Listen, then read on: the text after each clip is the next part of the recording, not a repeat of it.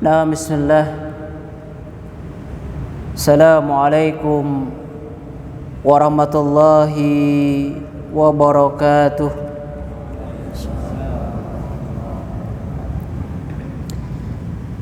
Innal hamdalillah nahmaduhu wa nasta'inuhu wa nastaghfiruh wa na'udzu billahi min syururi anfusina wa min sayyiati a'malina may yahdihillah fala mudilla lah wa may yudlil fala hadiya lah. Asyhadu an la ilaha illallah wahdahu la syarika lah wa asyhadu anna Muhammadan abduhu wa rasuluh la nabiyya ba'dah. Kumaha daramang sadayana? Ieu teh aya ibuan teh? Ada? Ibu damang. Alhamdulillah, jamaah kaum muslimin, alaibarumukumullah. Segala puji hanya milik Allah Subhanahu wa ta'ala,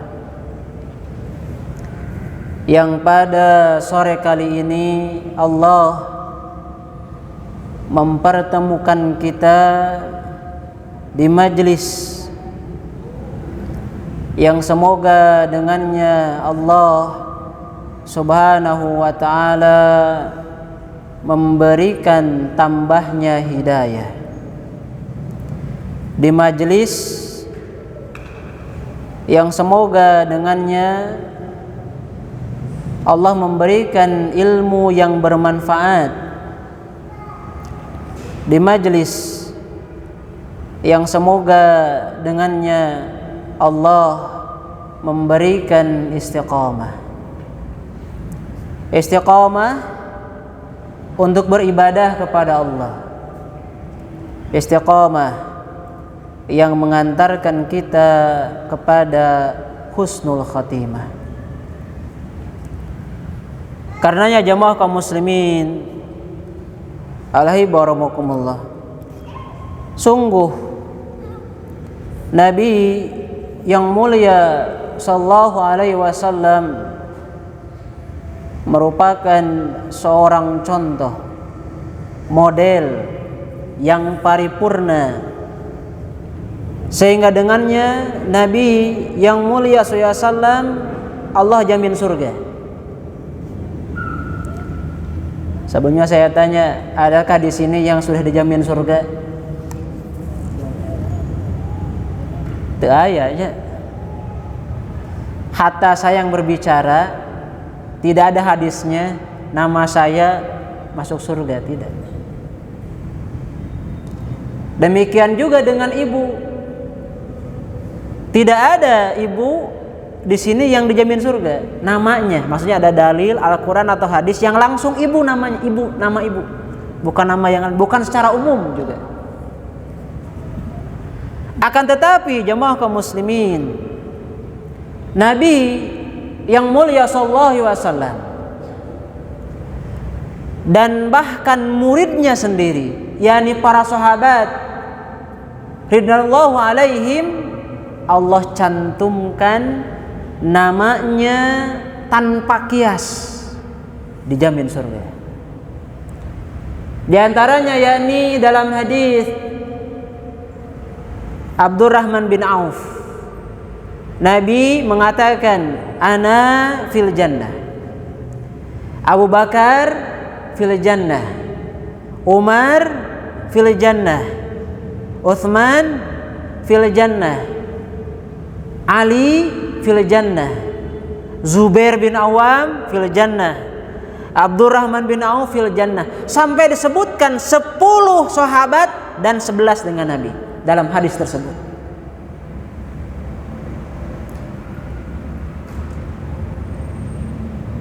Dan sahabat Nabi bukan satu saja, bukan 10 saja yang dijamin surga, bahkan syuhada Uhud, syuhada Badar, ashabus syajarah, orang yang mengikuti Fatu Makkah,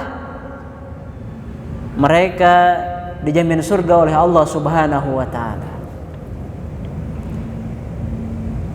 Karenanya jamaah kaum muslimin, tidak ada pilihan untuk kita yang cita-citanya sama, ingin masuk surga, kecuali apa? Mengikuti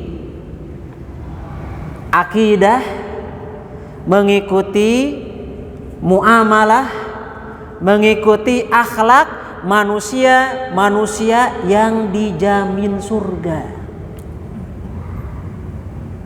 Jadi nggak ada pilihan, andaikan cita-citanya sama.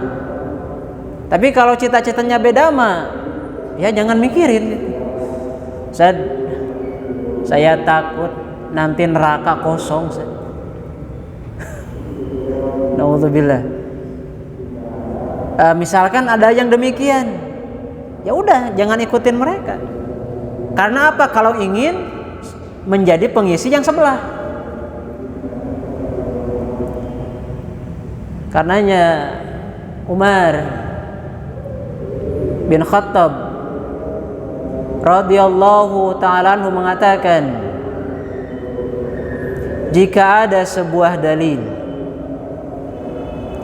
yang menyebutkan bahwasanya seluruh manusia itu akan masuk surga kecuali satu.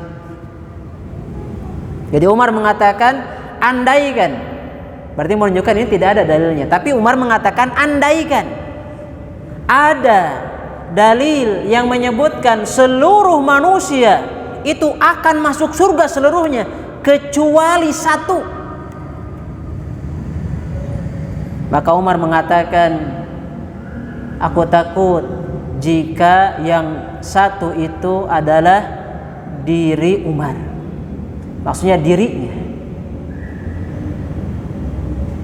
Zat Fir'aun paling. Nah, ini bedanya dengan kita. Kita masuk nembal. Ya ketika misalkan ada Al-Quran, ada hadis, ya, kemudian ada sunnah Nabi, sok nembal orang mah. Berbeda dengan para sahabat. Karena ya jamaah kaum muslimin, saya sangat berbahagia pada kesempatan kali ini. Karena seperti apa yang dikatakan Imam Ibnu Qayyim rahimahullah, ada 3 waktu yang ditunggu oleh seorang mukmin. Apa itu? Dan 3 waktu ini adalah 3 waktu yang bisa digunakan untuk mencari hati yang taat kepada Allah, mencari hati yang tunduk kepada Allah Subhanahu wa ta'ala. Apa yang 3? Yang pertama, inda qiraatil Quran, yakni ketika membaca Al-Quran. Jadi kalau kita merasa hilang hati yang penuh dengan ketundukan, maka baca Al-Quran. Yang kedua adalah yakni fi thuluthil lail inda nasin niyam, pada sepertiga malam ketika manusia sedang asyik tidur. Andaikan hati kita yang taat itu telah hilang, maka bangunlah di sepertiga malam tersebut, laksanakanlah salat.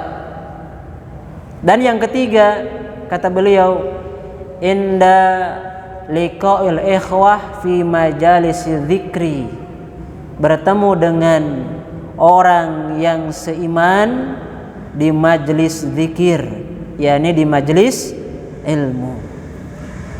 Kata beliau, andaikan engkau tidak mendapatkannya jemaah kaum muslimin, apa yang terjadi?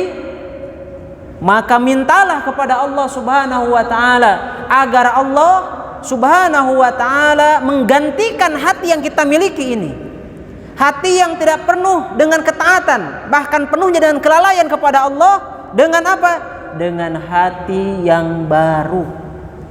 Karena hati kita telah usang, tidak layak pakai. Ada orang yang beli pakaian minimal setahun sekali, betul tidak? Tapi dia lupa untuk memperbaharui hatinya. Menunjukkan apa? Hatinya lebih usang daripada bajunya. Jamaah kaum muslimin, ahli barakallahu, saya bingung sebenarnya pertamanya ya. Di sini mau mengkaji kitab apa? Saya lihat beberapa player kajian, masya Allah di Garut sudah banyak. Tidak seperti waktu dulu saya masih di Bandung. Saya terakhir sabarannya 2017 gitu, anak ngalih teh. Ya. Saya di An-Najiyah, meninggalkan An-Najiyah itu 2017 apa 2016 saya lupa. Dulu itu nggak banyak seperti sekarang kajian-kajian itu. Nah sekarang masya Allah ya banyak. Akan tetapi saya berijtihad.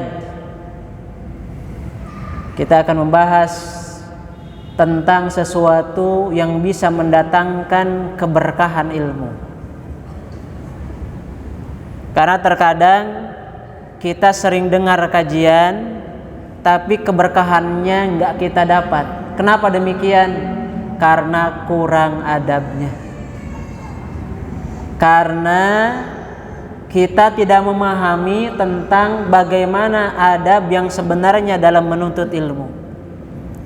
Mungkin Bapak bisa mendengar, mungkin Ustadz Nuzul ya, mungkin ada kajian-kajian tentang masalah kitab ini. Bahkan di Garut juga saya kalau nggak kepotong COVID kayaknya udah selesai.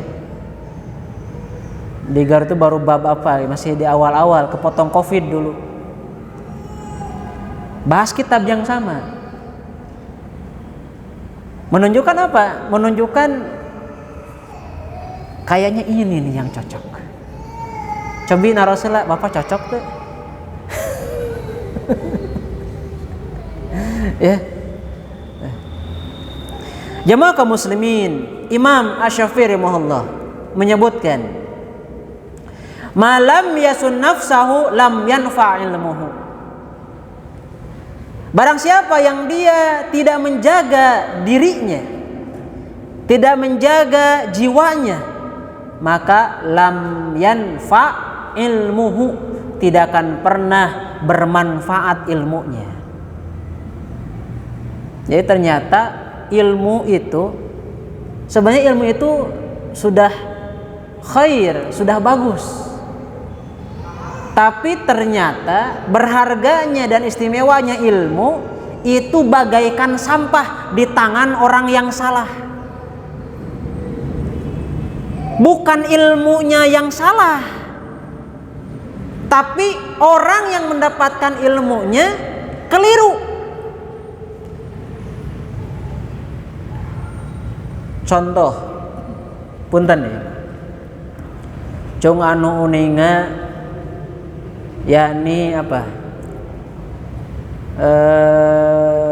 Yang mudah ya. Bapak tahu labuh Cina? Labuh Cina, siem, upami labuh anu kang ngolak uninga teh. Saya kasih contoh itu ya. Coba simpan waluh di pasar tradisional. Berapa harganya? Sabar hargana, cok anu nembe meser waluh buktikeun ku kolak ayeuna. Berapa harganya? Ya mungkin kalau yang segini ya mahal-mahal teuing lah. Yang 10.000-nya 15.000-an kurang lebih. Coba waluh tersebut simpan di supermarket, harganya berapa? Apakah sama dengan di tempat yang tadi? Apa tuh uning awaluh gitu ya mah? Saya kasih contoh yang lain lah, biar paham atau ya, biar paham. Tahu baju? Bapak pakai sendiri ya. Kemudian di pasar tradisional ada yang menyebutkan, dan bahkan baju ini dikatakan 20.000 dua. Bahannya seperti itu dan seperti itu. Di tempat yang emper, atasnya pakai karung, ya. Mungkin kehujanan rariweuh tukang dagangna. Tapi coba baju yang sama pakai manekin, simpan di butik, itu harganya akan beda apa sama? Beda. Kenapa demikian? Ternyata barang yang sama di tangan yang berbeda, nilainya ternyata akan berbeda. Sama seperti ilmu. Mungkin Bapak bisa, kalau andaikan saya mengetes Bapak, Pak, tahu nggak hadis arba'in yang pertama? Tahu Ustaz. Apa? Innamal a'malu binniyat. Cek budak TK, innamal a'malu binniyat. Cek budak TK. Terojol ya. Yang misalkan sudah di mahad, innamal a'malu binniyat. Bapak nutus aya wawasan, innamal a'malu binniyat. Yang mengucapkan lafadznya sama.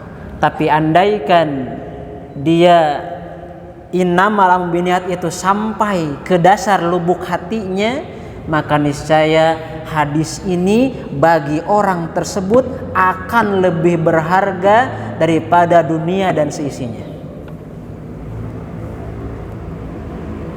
Bohong sad antum mah.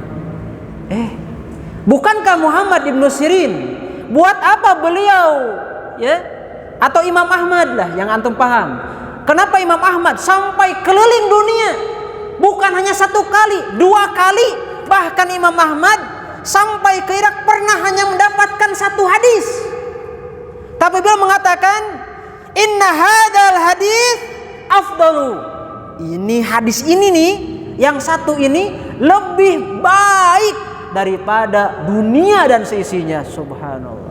Karena apa? Hadis ini berada pada orang yang memiliki nilai, orang yang bisa menghargai kalam Nabi, orang yang paling mengagungkan Allah. Itulah mereka yang memiliki apa? Sesuatu yang menjadi tujuan dari semua penuntut ilmu. Ada putra Imam Ahmad, ieu teh aya buku bagikeun. Cung anu uninga 1 saja, sebutkan nama putra Imam Ahmad. Tong panitia. Yang panitia sangareng hap kitu ulah. 1 nama putra Imam Ahmad. Ibu boleh Bu ngetrok eta we. Aya mik teh di lapengker. Mik? Mangga. Ibu tahu tidak? Sebutkan 1 saja. Nama putra Imam Ahmad. Ada yang belum tahu? Siapa namanya? Abdullah. Gampil, Abdullah. Di zaman Imam Ahmad ada 1 orang imam. Tapi mungkin kalau bahasa zaman ini mungkin itu ustadz kampung ya, lokal lah. Kalau bahasa di zaman ini, namanya Imam Ma'ruf. Putra Imam Ahmad tahu bahwasanya ketika bapaknya mengadakan majelis, apakah yang hadir itu 10? Bukan. Apakah 100? Bukan. Apakah 1000? Bari tawis moal. Banyak. Di majelis Imam Ahmad sampai ada suara yang menyampaikan suara bersahutan sampai ke belakang. Misalkan haddatsana fulan, yang sebelah sini baru dengar. Yang sini jadi kan zaman dulu belum ada pengeras suara. Namun zaman ayeuna misalnya muroki ya, betul tidak? Muroki. Kata muroki yang sebelah sana sampaikan sebelah sana. Terus haddatsana fulan. Tahu anaknya, muridnya Imam Ahmad itu banyak. Sedangkan Imam Ma'ruf paling bisa dihitung dengan jari. Bisa dihitung dengan jari. Kata Abdullah putranya Imam Ahmad, ini Ma'ruf ini nggak punya ilmu. Apa buktinya? Muridnya sedikit. Muridnya apa? Sedikit, nggak punya ilmu. Terus apa yang dikatakan oleh Imam Ahmad? Justru kita belajar ini adalah menuju apa yang telah dicapai oleh Ma'ruf. Karena Ma'ruf sudah sampai kepada usul ilmi, pokok dari ilmu. Apa itu? Al-khasyah, rasa takut kepada Allah. Ya, ternyata kenapa Bapak harus paham halal haram? Agar kita takut jangan sampai menginjak hal-hal yang haram. Kenapa Bapak harus tahu ini taat, ini maksiat? Agar kita ini takut jika melaksanakan maksiat sehingga menjauhinya. Kenapa kita harus tahu mana dosa, mana bukan? Itu tadi. Makanya kata siapa? Kata Imam Ahmad, justru kita belajar ini untuk mencapai apa yang telah dicapai oleh Ma'ruf, yakni usul ilmi, yakni al-khasyah. Subhanallah. Karena jamaah kaum muslimin, ya, Imam Makhlad bin Husain rahimahullah menyebutkan, nahnu ila kathirin minal adab ahwaju minna ila kathirin minal hadis, kata beliau. Kita semuanya, kita lebih membutuhkan yakni belajar adab daripada memperbanyak hadis, tanpa mengurangi keutamaan menghafal dan belajar hadis tanpa itu. Kenapa demikian? Karena tanpa adab dalam bermajlis, dalam menuntut ilmu, seseorang itu terhalang dari mengamalkan hadis yang telah dia hafal. Jadi penghalang utama seseorang itu kenapa tidak bisa mengamalkan ilmunya, yakni apa? Karena hilang inti dari ilmu tersebut. Apa itu? Al-khasyah. Al-khasyah. Pertanyaan sekarang, apa yang dimaksud dengan adab? Ada yang tahu? Agar sistematis gitu. Apa yang dimaksud dengan adab? Adab, kata para ulama, di antara Imam Ibnu Qayyim rahimahullah, jamaah kaum muslimin. Karena adab itu di dalamnya include manhaj. Manhaj itu cara mendapatkan sesuatu. Kalau ini berkaitan dengan adab menuntut ilmu, berarti manhaj cara mendapatkan apa? Ilmu. Apa itu adab? Adab itu ilmu islahil lisan wal khitab wal isabatu mawaqi' wa tahsinu alfad wa siyanatuhum anil hadd wal khalal. Subhanallah. Adab itu ada sebuah ilmu yang mana ilmu ini bertujuan untuk apa? Untuk meluruskan lisan. Untuk meluruskan pembicaraan. Beda. Lisan dengan pembicaraan beda. Lisan itu kita berbicara. Kalau pembicaraan itu apa yang kita bicarakan? Ya. Jadi lisan itu kan alat. Lisan ini ucapan, ya. Khitab itu adalah ininya, pembicaraannya. Pembicaraannya apa? Saya kemarin terakhir membahas tentang al-waqar, ya. Sampai 2 jam kelewat kemarin dari jadwal. Nanti kita akan tahu bagaimana cara orang yang menuntut ilmu berbicara, bagaimana cara penuntut ilmu itu dia bersikap. Itu akan berbeda. Karena apa? La yastawi, tidak akan pernah sama. Siapa yang tidak akan pernah sama? Alladzina ya'lamun walladzina la ya'lamun. Orang yang berilmu dengan orang yang tidak berilmu itu akan berbeda. Wa isabatul mawaqi, dan dia akan berusaha ilmu ini akan melakukan tepat guna pada tempat yang cocok. Kalau gampangnya likulli maqam maqal wal kulli maqam maqal. Setiap perkataan itu ada tempatnya, dan setiap tempat ada perkataan yang pas untuk diucapkan. Ini ternyata ini sebagian daripada apa? Definisi adab. Wa tahsinul alfaz. Demikian pula adab ini adalah ilmu yang dia bertujuan untuk apa? Memperbagus cara bicara, ucapan.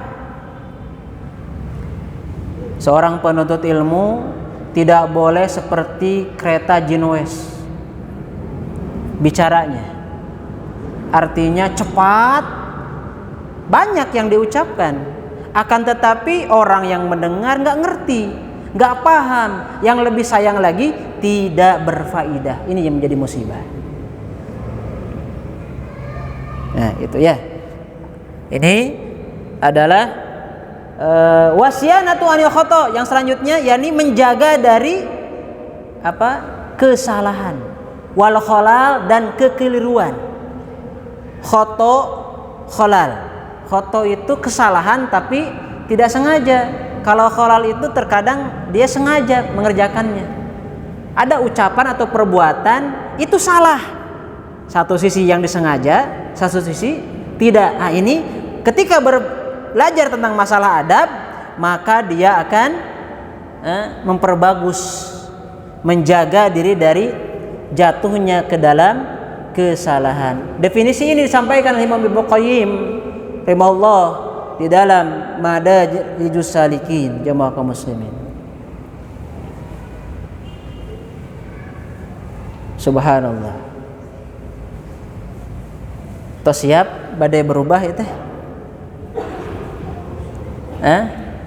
Karena para salaf terdahulu, jamaah kaum muslimin, itu ketika seseorang, kata Imam Ibnu Mubarak, idza wusifa li rajulin lahu ilmul awwalin wal akhirin la ta'assafu ala fawti liqa'i wa idza sami'tu rajulan lahu adabun nafs atamanna liqa'i wa ata'assafu ala fawtihi. Kata beliau, jika disifati seseorang dengan ilmu, apakah orang ini orang terdahulu atau orang belakangan, ya, maka orang yang dia berilmu ini, ya, kata beliau, aku jika tidak bertemu dengan mereka akan kecewa.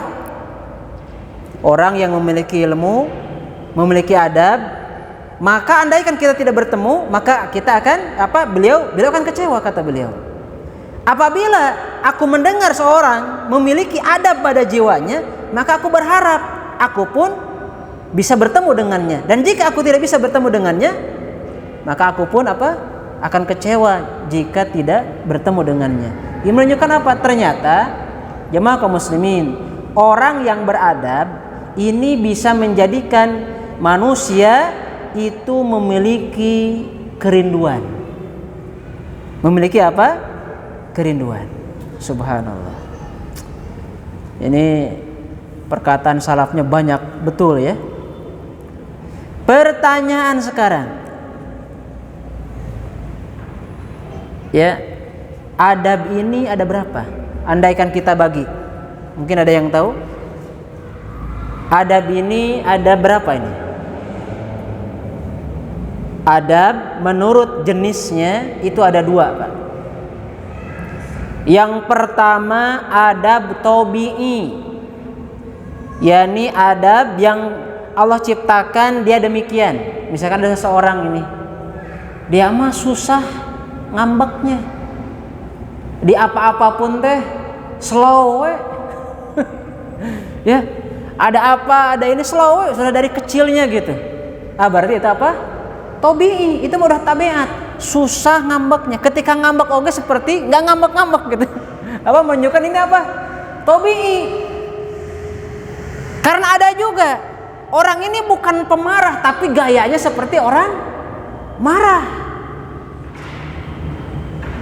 Menunjukkan apa ini? Adab tabi'i itu berarti adab bawaan. Ya. Aya nu kitu Bapak. Jadi adabna teh bawaan gitu. Ya. Ada juga yakni jamaah kaum muslimin, yakni adab muktasabah, adab yang diusahakan. Tentunya ini adab ini dimiliki oleh orang-orang yang memiliki keutamaan dan orang-orang yang memiliki ilmu. Subhanallah. Makanya dalam asar mengatakan, al-ilmu bit-ta'allum wal hilmu bit-tahallum. Ilmu itu dengan dipelajari dan lemah lembut itu juga dibiasakan, dipelajari juga, dibiasakan. Jadi kalau ada orang yang mengatakan, "Ustaz, saya mah bawaannya kasar." Kan tadi ada asar, wal hilmu bit-tahallum, dan lemah lembut itu dengan cara apa? Dibiasakan lemah lembutnya. Seperti halnya Bapak dulu belum bisa memakai motor, kemudian belajar pakai motor. Ya pertama jatuh, iya. Mungkin ada yang masuk got gitu kan ya. Mungkin ada yang apa nabrak pohon. Mungkin ini mah saya tidak seudon ini mungkin. Tapi di awal, tapi setelah ini komo meureun Pak Budi mah ka bumina sigana bari peureum. Kan unggal dinten ngalangkung. Bari peureum sigana dugi teh. Masya Allah. Nah, ini jadi adab itu terbagi dua. Yang pertama apa tadi? Tabi'i. Yang kedua muktasabah. Kemudian jamaah kaum muslimin, subhanallah, ketika kita mengatakan ini beradab, ini tidak, berarti ketika kita mengatakan ini adab, ini tidak, kita harus memiliki timbangan. Betul tidak? Harus memiliki apa? Timbangan. Karena kalau misalkan ada menurut perasaan masing-masing, barometer masing-masing, maka itu akan berbeda. Contoh, ya, misal, ketika ada orang di Saudi megang-megang jenggot, ke yang lebih ini ya, itu sebagai tanda apa?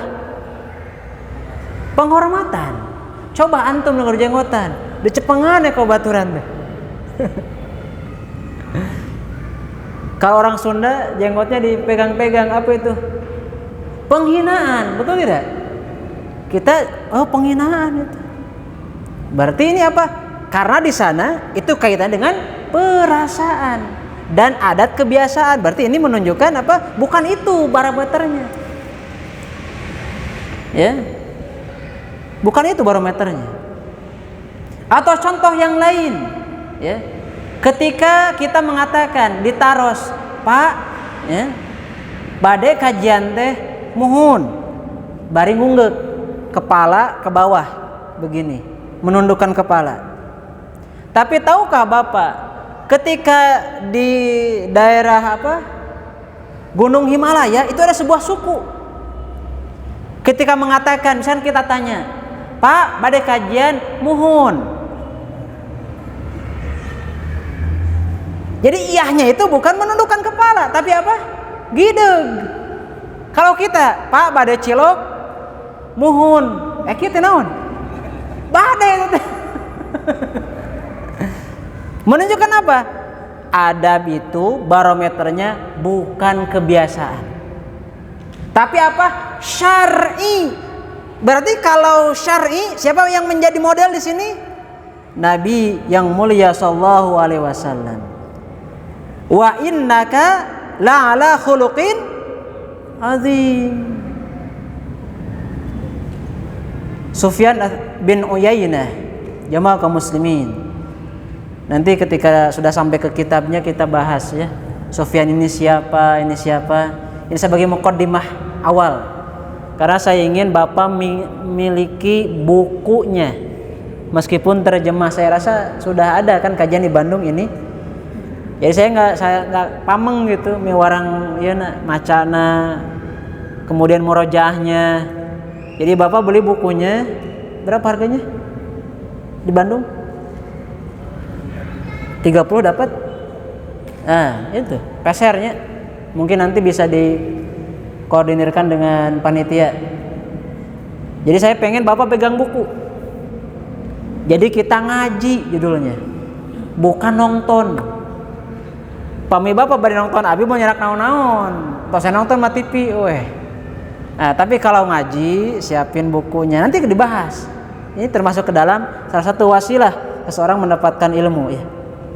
Sufyan bin Uyainah jamaah kaum muslimin mengatakan, "Inna Rasulullah sallallahu alaihi wasallam wa mizanul akbar."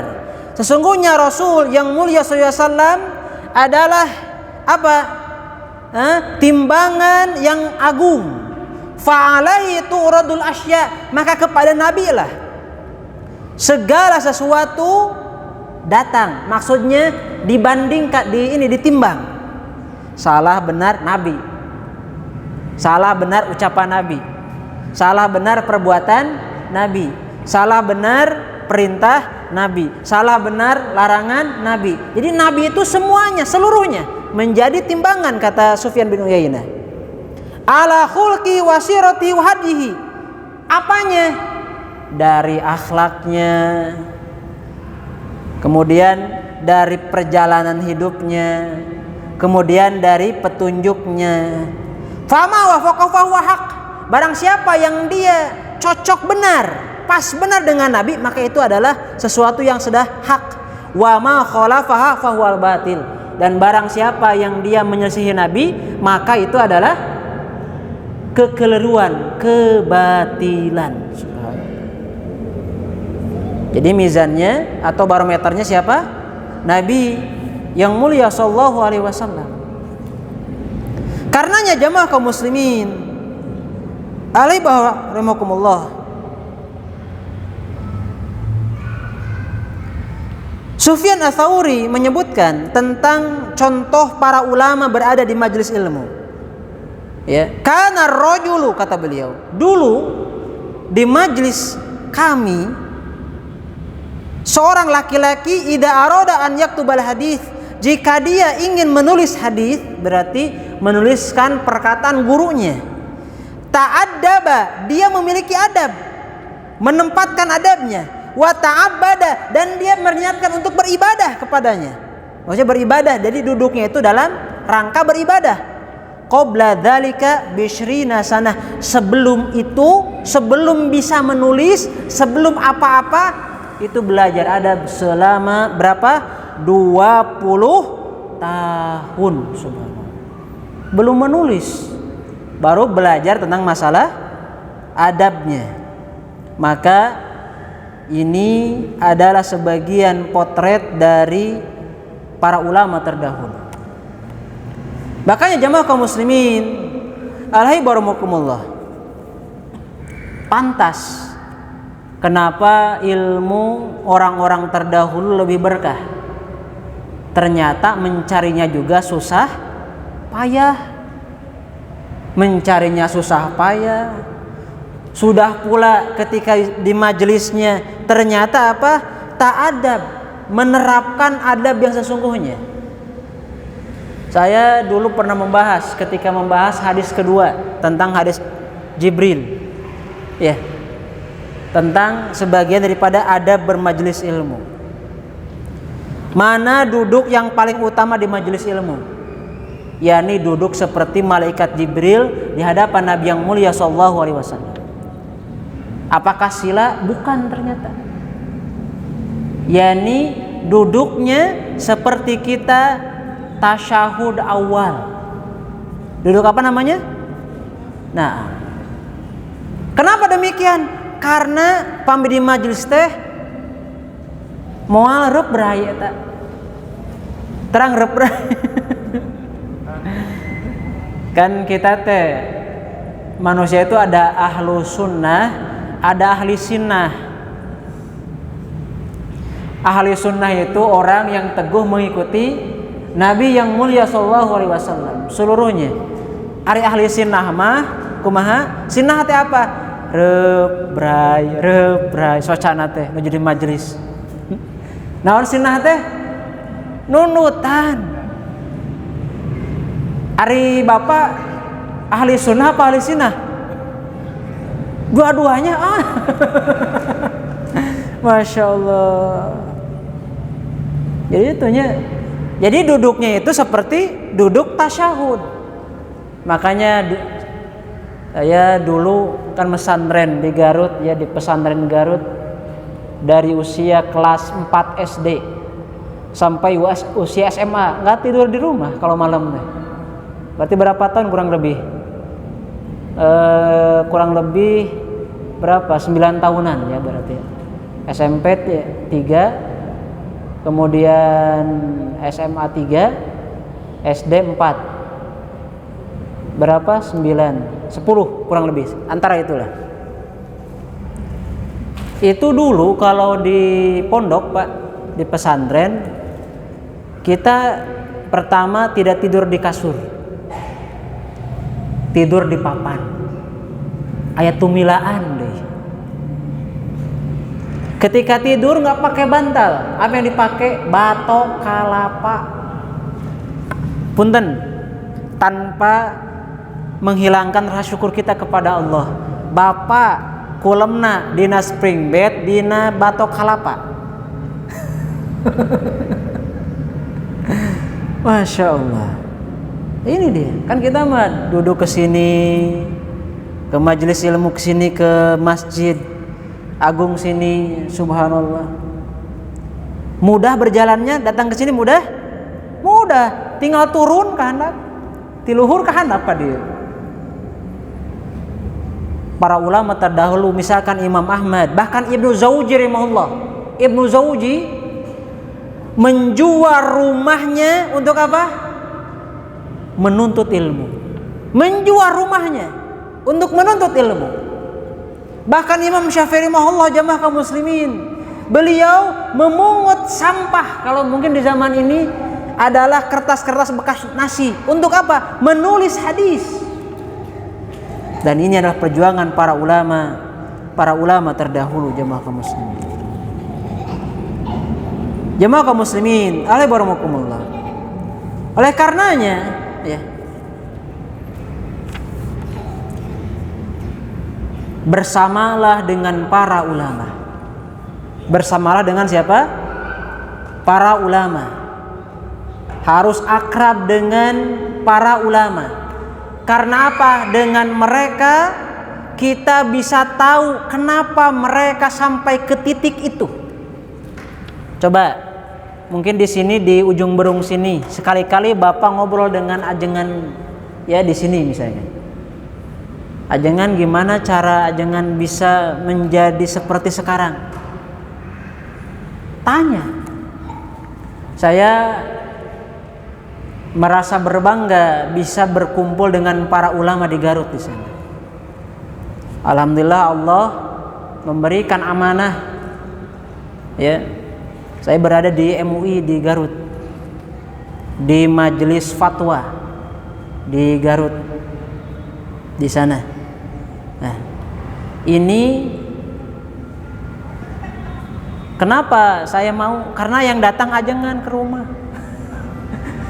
Lurah datang ke rumah, dari kecamatan datang ke rumah. Sudah 3 tahun saya tolak. Saya nggak pantas untuk di MUI ketika itu. Guru saya datang.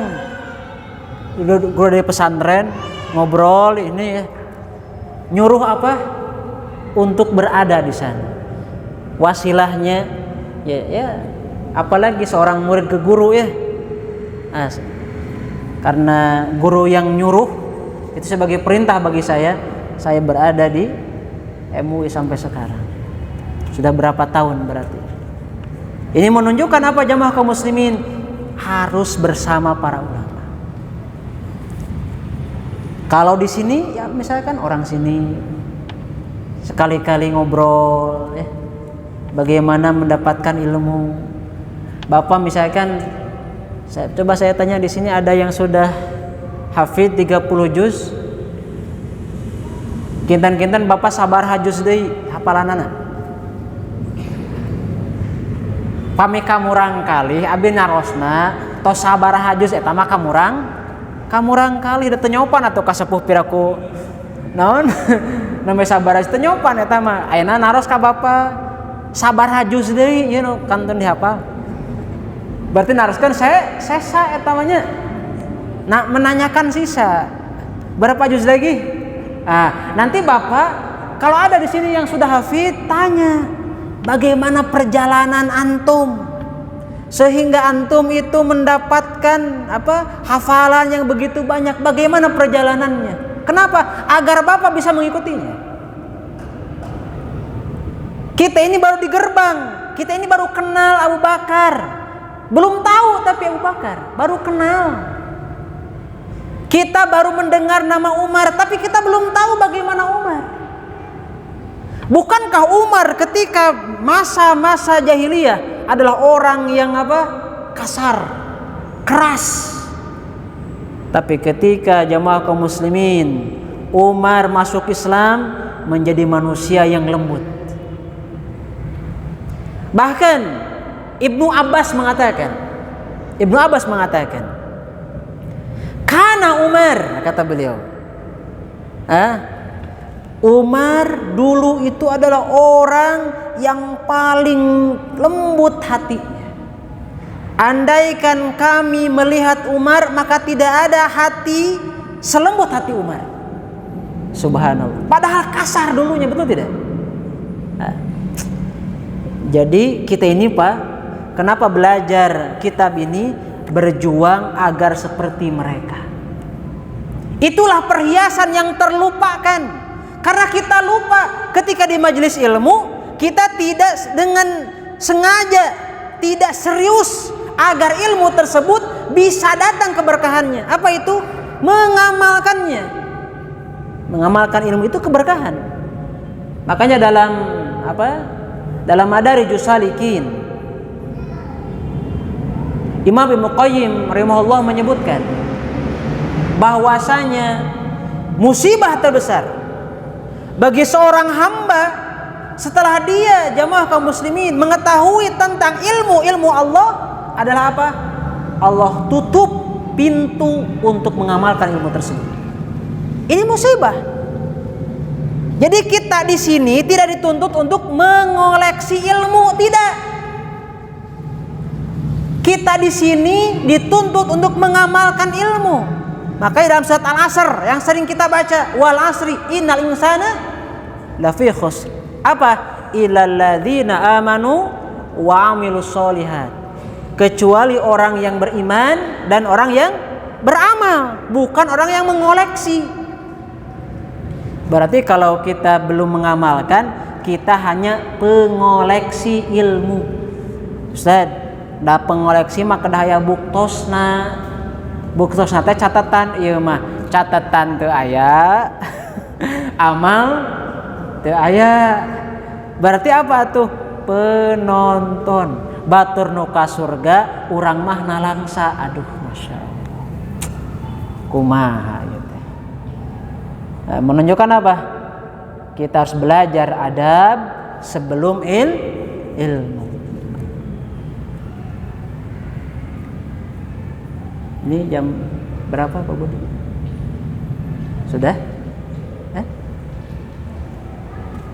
Nah, jamaah kaum muslimin, alaihi warahmatullah.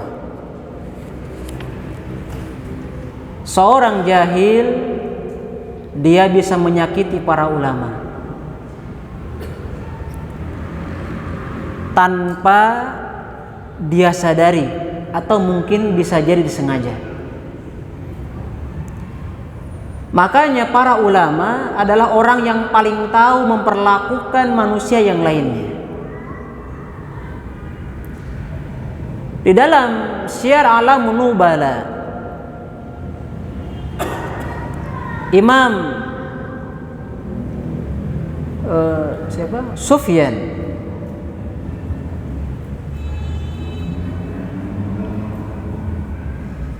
saya lupa namanya, takut salah ini. Tapi yang jelas dia ini muridnya Imam Ahmad. Ya. Sudah menjadi seorang ulama besar. Murid Imam Ahmad. Imam Ahmad masih hidup. Kemudian apa? Suatu malam ada seseorang yang membuka pintu muridnya Imam Ahmad. Pelan-pelan, agar tidak terdengar oleh tetangga membuka pintunya. Pelan-pelan. Sudah sampai pintu, ketok-ketok. Assalamualaikum. Waalaikumsalam. Siapa di luar? Saya Ahmad.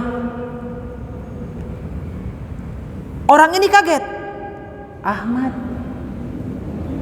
Dia baru ingat, oh Ahmad itu kan gurunya. Ahmad itu siapa? Gurunya. Kemudian dibuka, kemudian disambut Imam Ahmad tersebut. Maka Imam Ahmad, muridnya ini bertanya, wahai guruku, kenapa engkau datang ke sini? Kalau ada hajat, panggil saja saya ke rumah Anda. Ini cara mendidik Imam Ahmad ke muridnya nih ya. Kemudian apa yang dijawab Imam Ahmad?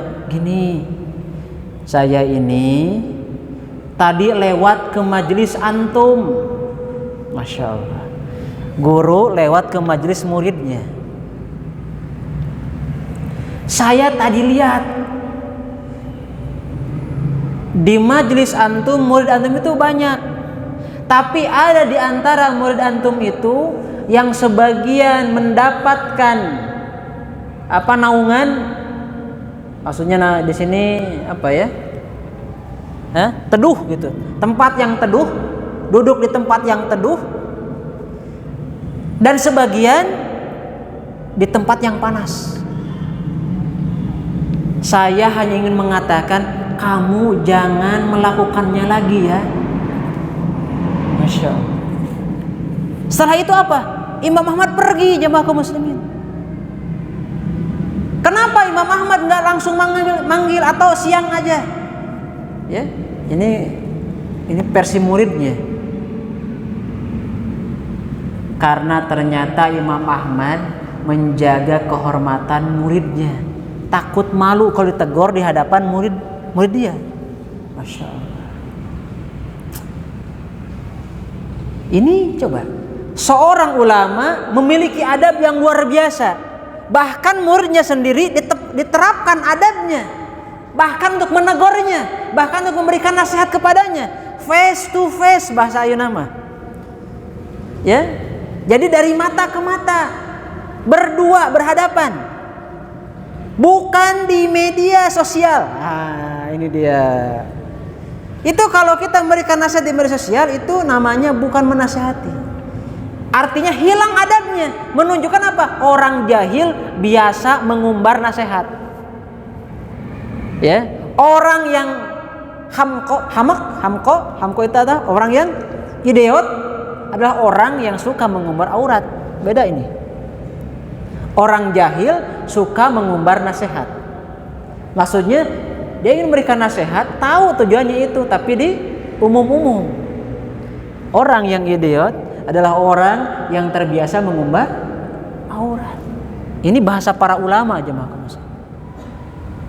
Karenanya apa yang tertinggal ini, seorang mukmin, seorang penuntut ilmu tidak akan pernah menyakiti para ulama hatta dengan adabnya.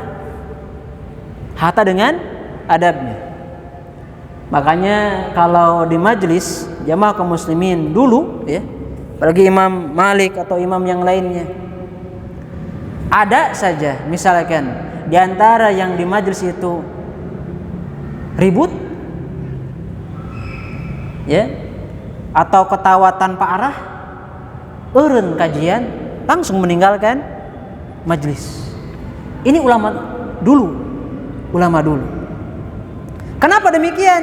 Karena para ulama ini adalah pewaris para nabi. Pewaris apa? Para nabi, jemaah kaum muslimin. Makanya berarti yang kita pelajari ini bukan sesuatu yang remeh. Ya, bukan sesuatu apa? Yang remeh.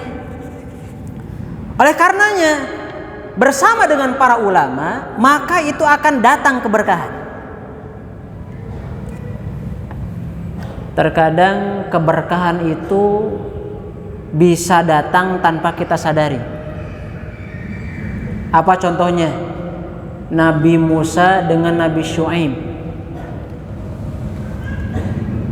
Nabi Musa orang yang kehilangan rumah, kehilangan harta, miskin. Bertemu dengan Nabi Syuaib, apa yang terjadi?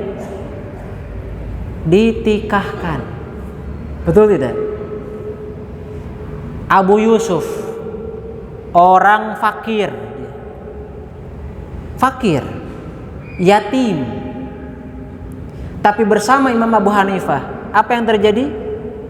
Dijadikan murid yang paling utama, bahkan dijadikan pengganti ketika Imam Abu Hanifah tidak ada. Apa yang terjadi? Allah angkat derajat Abu Yusuf, ya, orang yang kedua setelah Imam Abu Hanifah. Subhanallah. Jadi al-barakatu ma'al akabir. Keberkahan itu bersama para ulama. Kemudian jamaah kaum muslimin, ya. Karenanya orang yang mereka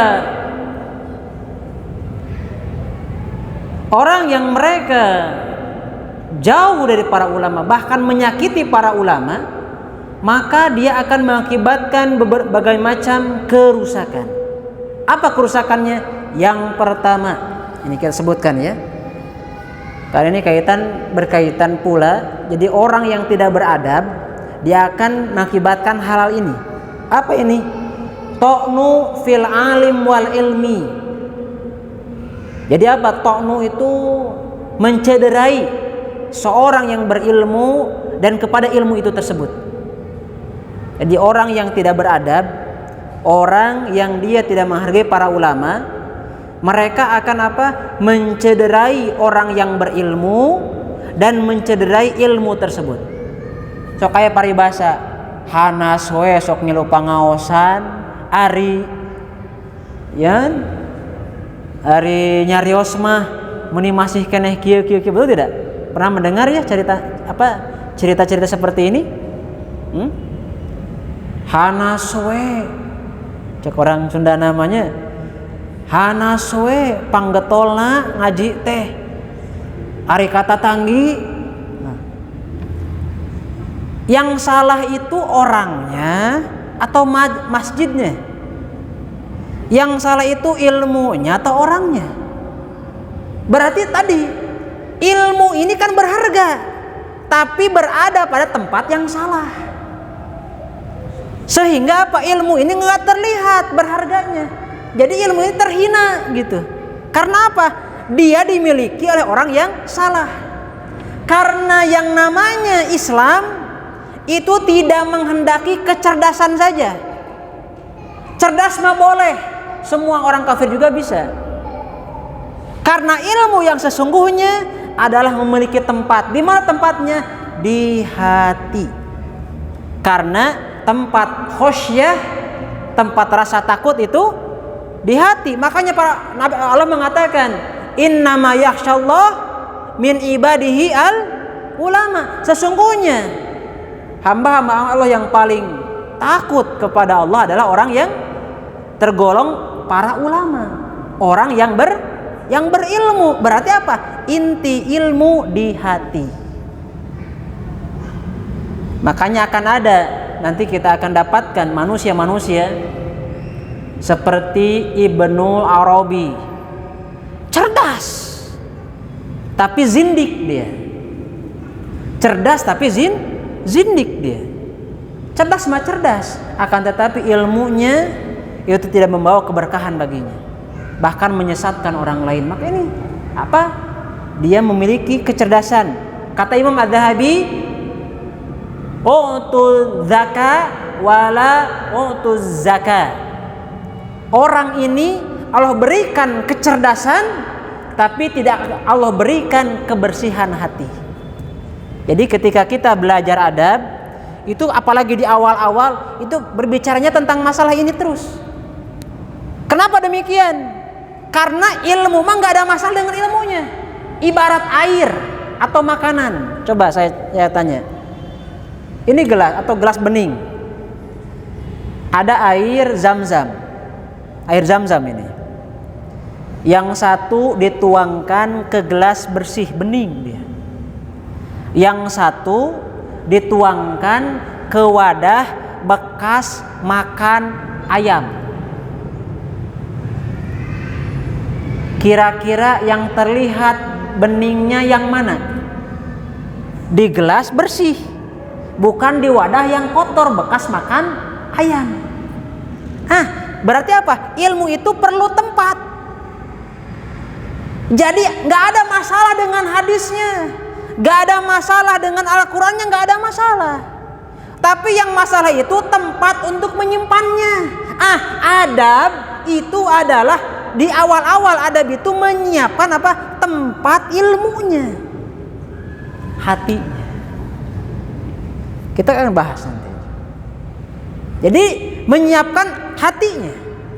Kita akan dipelajari bagaimana mulianya ilmu, bagaimana mulianya orang berilmu. Setelah itu, setelah kita berharga banget ya ilmu tersebut, mulia banget seperti itu ilmu tersebut, siapkan ilmunya yang pas.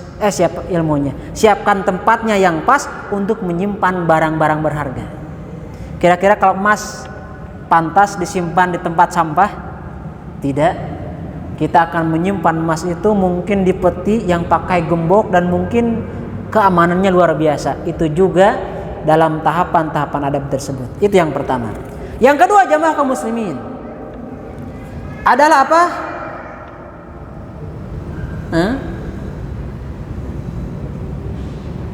Mencederai ilmu tersebut. Mencederai orang yang berilmu, ya. Yang kedua, mencederai ilmu tersebut. Tadi sudah kita bahas sedikit. Yang ketiga adalah apa? Adalah mencederai umat ini. Menunjukkan apa? Katanya muslim itu mencintai kebersihan. Tapi ketika datang yang mayoritas muslim, WC-nya paling kotor. Mencederai siapa itu? Mencederai umat ini. Menunjukkan apa? Ke WC juga ada adab. Maka penuntut ilmu memiliki adab. Bagaimana? Nah, itu contohnya ya. Hanaswe muslim, tapi ketika ada misalkan ya harta orang lain diambil juga, berarti tidak memiliki apa? Adab. Nah, ini juga mencederai umat ini, mencederai kaum muslimin. Yang keempat adalah jamaah kaum muslimin, ya, yakni sedikitnya ya berpikir tentang kemajuan diri sendiri dan umat ini. Jadi jarang orang yang dia orang yang tidak memperhatikan adab, dia yang jadi sasaran itu bukan diri pribadinya, tapi orang lain. Ya, jadi orang yang tidak beradab dalam masalah ilmu, ketika mendapatkan ilmu, yang menjadi tuduhan itu bukan diri sendiri, tapi orang lain. Sehingga ketika ada yang diajarkan itu untuk menyerang orang lain, menyalahkan orang lain. Misalkan ada ustadznya membahas tentang masalah sedekah, misal. Kemudian dangukeun kabatur teh. Tah ustadz tadi dangukeun. Tapi dia nggak berpikir apakah sehariannya itu ada sedekahnya, dia tidak. Ya. Jadi segala hujah itu, segala dalil itu dia tujukan kepada orang lain, bukan kepada dirinya. Tapi orang yang memiliki adab, ketika mendapatkan hadis, ketika mendapatkan wahyu dari Allah Subhanahu wa taala, dari Al-Qur'an, maka yang ditempatkan sebagai objek adalah dirinya, bukan orang lain. Bukan orang lain. Nah, ini dia diantara salah satu pentingnya kita belajar adab jamaah kaum muslimin. Di kesempatan ini saya hanya membahas sedikit dan mengutip sedikit dari muqaddimah di dalam kitab ini, di dalam kitab Tadhkiratus Sami, dan insyaallah akan kita bahas kitab ini.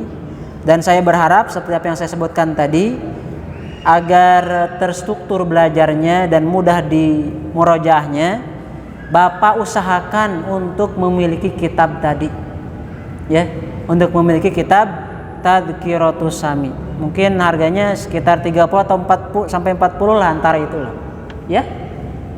Ya, antara 30.000 sampai 40.000. Mungkin di online banyak, atau panitia ingin memfasilitasi, ya tafadhol, ya.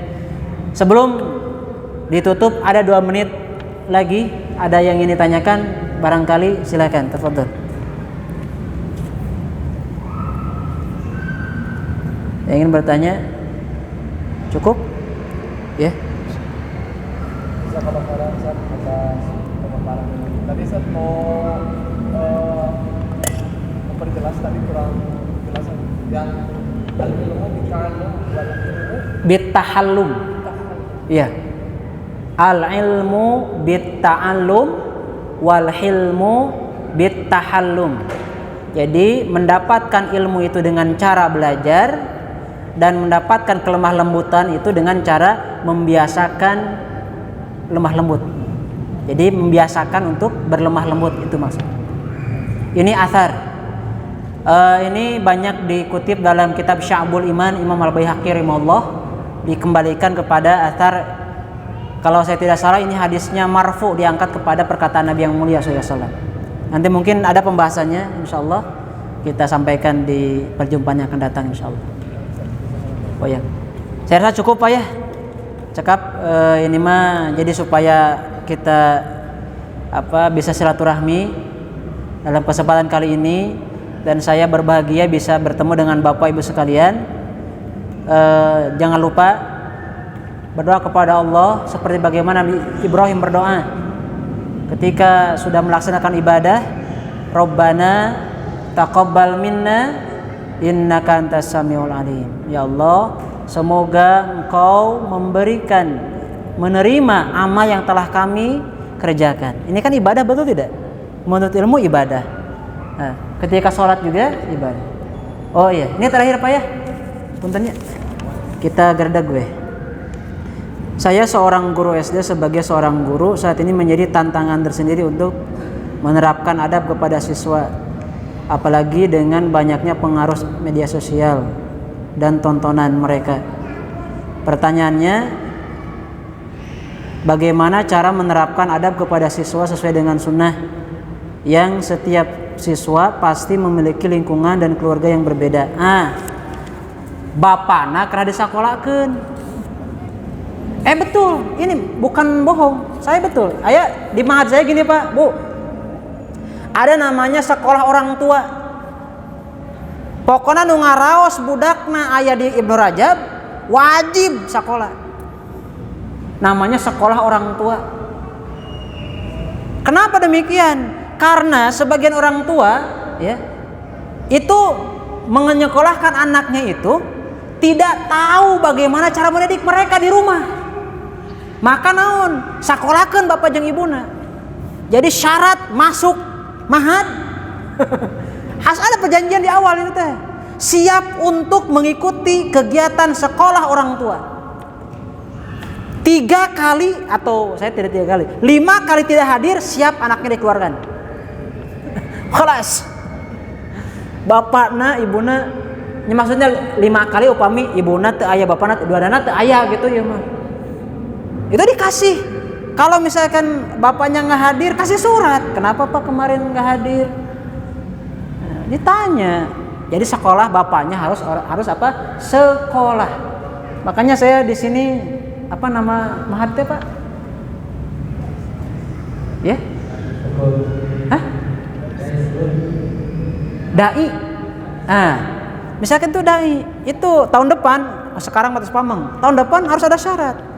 Siapapun yang mau nyantri di sini, orang tuanya harus ikut sekolah orang tua. Siapkan daftarnya hari ini, misalkan seminggu sekali, misalkan. Itu harus ada. Itu kaitan dengan ilmu parenting. Parenting itu apa? Cara mengurus keluarga. Nah, itu. Allah taala alam. Mungkin sampai di sini dulu. Ya karena ini mah perlu kajian khusus. Demikian. Subhanakallahumma wa bihamdik. Assalamualaikum warahmatullahi wabarakatuh.